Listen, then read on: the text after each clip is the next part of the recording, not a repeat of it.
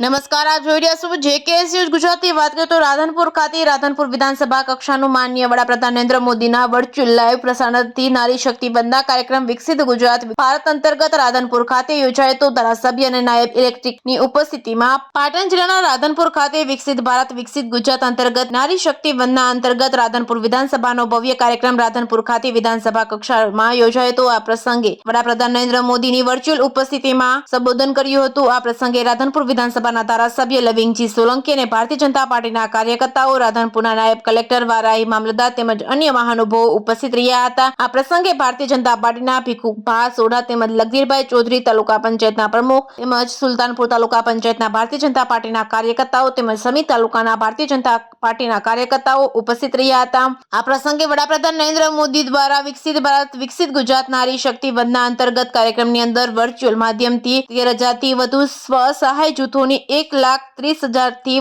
વધુ મહિલાઓને ₹250 કરોડથી વધુ સહાય અર્પણ કરી હતી। આ પ્રસંગે મોટી સંખ્યામાં રાજકીય અગ્રણીઓ, મહિલાઓ, અધિકારીઓ ઉપસ્થિત રહ્યા હતા। મહિલાઓની અંદર ખુશી જોવા મળી હતી। જેકેએસ ન્યૂઝ ગુજરાતી સાથે મનુ ઠાકર, રાધનપુર।